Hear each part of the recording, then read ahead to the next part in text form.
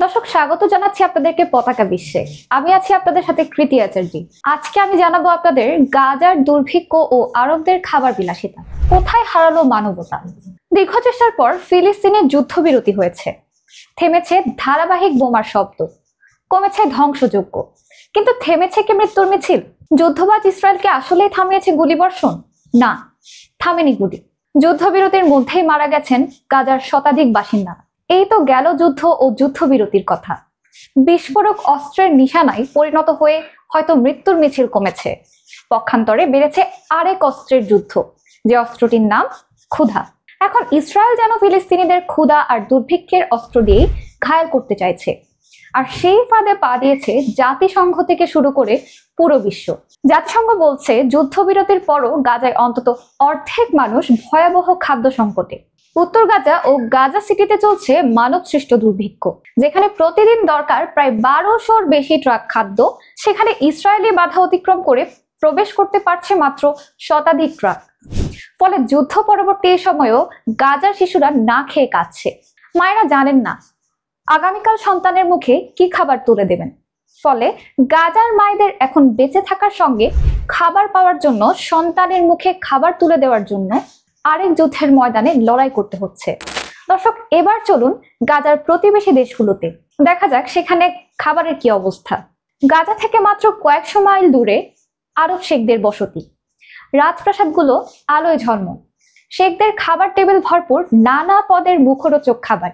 শুধু কি শেখদের রাজপ্রাসাদ? দুবাইয়ের সাধারণ রেস্টুরেন্টের কথাই বলা যায়। এসব রেস্টুরেন্টের এক প্লেট খাবারই যেন গাজার একটি পরিবারের পুরো সপ্তাহের খাবার হতে পারত। কিন্তু সেটা কি হচ্ছে? কাতারের সোনায় মোড়ানো বার্গার আর রিয়াদের গোল্ড কফি ফেস্টিভ্যাল বিলাসিতার যেন আরবরা বিশ্বজয়ী, অথচ গাজার শিশুদের, মানুষদের আতপেটটাই ক্ষুধায় মোড়ানো।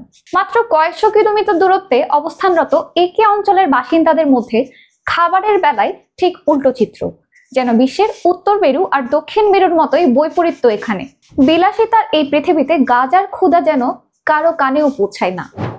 কথা ছিল কি? যুদ্ধবিরতির পর কি হওয়ার কথা ছিল? অথবা গাজার মানুষ কি আশা করেছিলেন? যুদ্ধবিরতির পরপরই অনেক আরব দেশ প্রতিশ্রুতি দিয়েছিল দেশগুলো প্রচুর খাবার পাঠাবে, কোনো দেশ এয়ার ব্রিজ গঠন করবে, কোনো দেশ বলেছিল বিশেষ কনভয় পাঠাবে। কিন্তু বাস্তবে তা হলো? প্রতিশ্রুত সহযোগিতা আটকে আছে সীমান্তে, আর প্রতিশ্রুতির ঝুড়িমালা লেখা হয়েছে কাগজে। সংবাদ মাধ্যমের পাতায় পাতায় অসংখ্য প্রতিশ্রুতি বাক্য প্রকাশিত হয়েছে। গাজাবাসী হয়তো সেসব প্রতিশ্রুতি মালা পড়েছেন, আর বাস্তবে ক্ষুধার জ্বালায় অকাতরে কান্না করা শিশুর মুখ চেয়ে চেয়ে কাঁদছেন গাজার মায়েরা। বাস্তবতা এমন হয়ে দাঁড়িয়েছে, রাজনীতি আর কূটনীতি এখন গাজার মানুষের জন্য মানবতার দেয়াল হয়ে দাঁড়িয়েছে। জাতিসংঘ সহ সবাই মুখে বলেছে গাজার পাশে থাকবে, কিন্তু বাস্তবে সবাই দূরে। কেউ সাহায্যের হাত বাড়ায় না, খাবারও পৌঁছে দেয় না।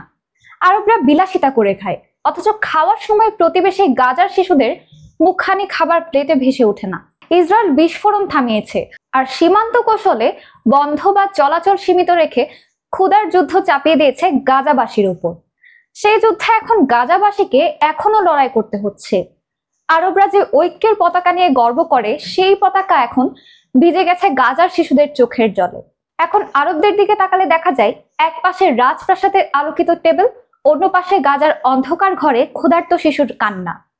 এক পাশে ভোজন বিলাসিতা, অন্য পাশে বেঁচে থাকার নিরন্তর লড়াই। এই দুই ছবির ঠিক মাঝখানে ছিদ্র দিয়ে হারিয়ে যাচ্ছে মানবতা। দর্শক, এখন নিশ্চয়ই আপনিও বলবেন গাজার দুর্ভিক্ষ প্রাকৃতিক নয়, এটি মানুষ আরোপিত দুর্ভিক্ষ। এটি ইসরায়েলের অবরোধের ফল, এটি রাজনৈতিক নীরবতার ফল, এটি আরবদের সম্মিলিত প্রতিবাদহীনতার ফল, এটি সমস্ত মানবতার ব্যর্থতার ফল। এই প্রশ্ন মানবিকতা দাবিদারদের কাছে, জাতিসংঘ এবং আরব দেশ সহ বিশ্ববাসীর কাছে গাজার শিশুর প্রশ্ন। হে বিশ্ববাসী, তোমরা কি শুধু গাজার দুর্ভিক্ষের কথা বলবে, নাকি সত্যিই খাবার পৌঁছে দেবে? আরব শেখরা কি শুধু বিলাসিতার মগ্ন থাকবে, নাকি সত্যিই গাজার শিশুদের রক্ষায় খাবার পৌঁছে দেবে? দর্শক, আজকের জন্য এতটুকুই। পতাকা প্রহরী, বাংলাদেশ।